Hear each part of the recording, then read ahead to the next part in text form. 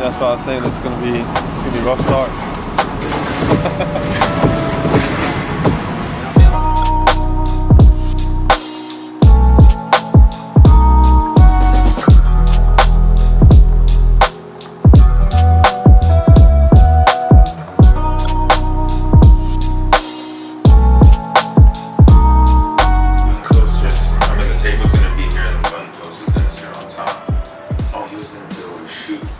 Those containers won't be what we use. There'll be one pan roughly this size.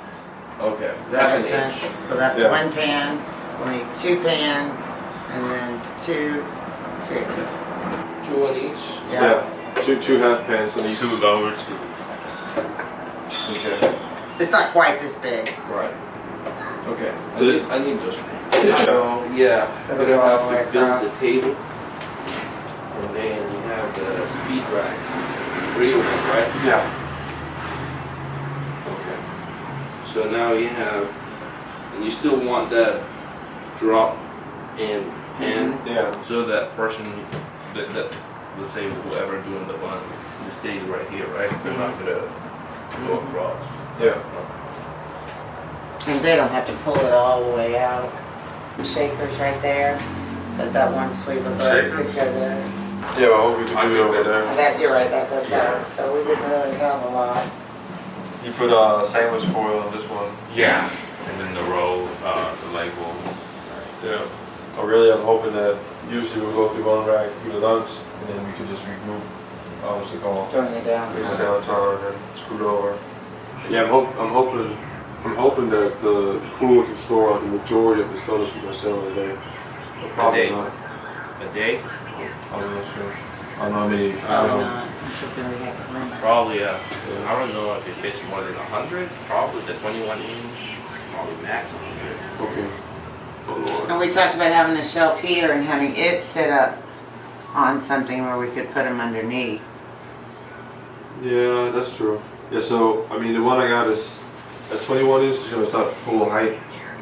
So I wonder if it would make sense to put something below it or put something above it. Like if we Talking could about raise the it. 40 inch. It's like 55 inches tall. I think, Oh something yeah, like that's probably less than 100.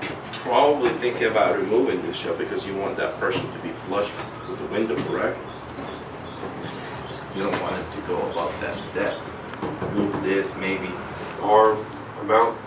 We wanted to see if we can mount on here, and then throw the screen on the outside, and then they can take their own orders on that screen. Okay.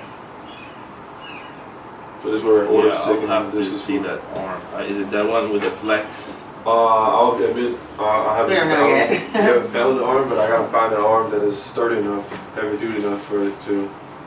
Yeah. Because this is where they're selling the orders. This is where Where they're gonna hand it out. Oh, hand out. So that's what yeah. the Let's pick up window. They're packing the food, right? So make it packed.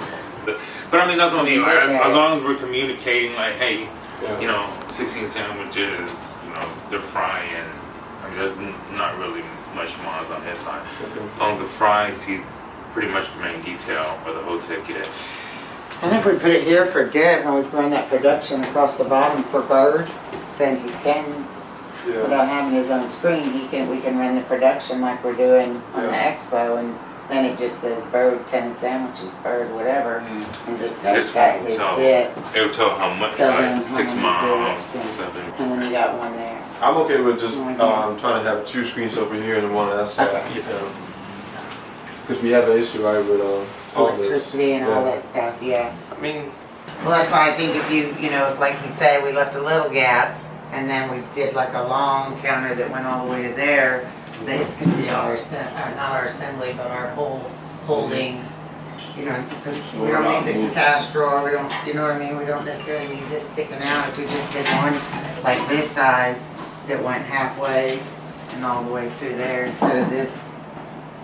And then we could put, you know, a shelf under it or something for extra storage. Where you can lock it inside. Let's go step by step.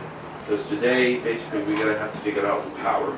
And then at the chef base, and hopefully by tomorrow we have the counters ready with the shell. So for you, Wednesday, you come by and give us an update or to adjust. Okay. That's good? So you can see what that looks like. I'm gonna figure out my diagram, finish out my diagram. Yeah, but then again, if somebody has to come up and help somebody in the window, they got this. No, the thing, so to flip the screen back over and the screen would be right here. Wouldn't it be so much better if I could, how are you? Shake my hand. I mean, right, we're food trucking and that's how I go, right? I mean, it's about that kind of. Area right there. You know, like move. So here, we're gonna just, it's, this big wider table is coming out. Like, I don't know what in the world, why we would need this table this short from like here to say here, and it's only this wide, like that. You can still get in, that guy can still get in. And then we still have a workspace to put the orders as they're bagging. So we're gonna raise that beverage station, right? That's what he was talking I think we should. Well, some challenges is that you can't just park the truck and then just plug in and then hoping that we're good because We gotta pull the product. yeah, we gotta ensure that on the Find the one thing and turn it on. you should have to go on like one by one because you don't want to overload it right away. Right. Yeah. So this right here is the place you're gonna be at every single day, all day. So in the morning, you turn it on one by one. At night, you turn it off one by one. And then when we go to commissary, we would know, okay, it's just this or that one. You turn on 5 now to Yeah. pull that one or whatever. Too high of a load coming in, it would trigger everything in here and it would turn off. It turns off. But if you have too little come in, you're just frying it slowly. Then in an hour or so, all your equipment is on. I think we're gonna use no more than one of these a day. That's what I'm hoping for. Right today. You see that right there? The yellow one right there?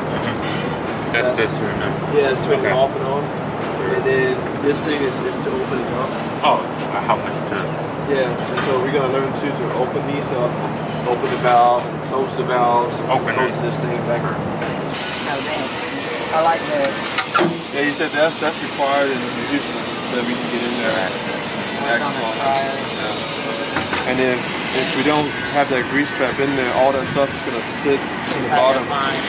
Yeah, or just be the bottom of the. bottom of the tank. Exactly. And so Yeah. that's try gonna to be a get lot whatever more. we can. Not more nasty than just having that grease trap and getting that out really quick. Yeah, because you have two different. That's for the truck. Heat touch, Gasoline only or something in there. Yeah. I mean, because this one requires a key. And that one right? requires a key, Yeah. he's right. So as long as like. So we're gonna have someone sitting somewhere and saying, I can't go nowhere. The plan is to park there overnight, 12 hours, whatever. That's what won't last. One, I don't know what's the connection between the outlet and the panel. Two, I don't know how old their outlet is. They have a reverse connection. There are so many flags. Yeah, I mean, talk to. Yeah, talk to them and see if they can like say, hey, okay, we're gonna. But again, I don't even trust they can say, yeah, we'll do something. But They just say yeah. yeah, so now he's gonna have these guys back after lunch to start working on this thing. But the rep guy, I guess, don't even have time to come till sometime this week, a week or two, to wrap the truck.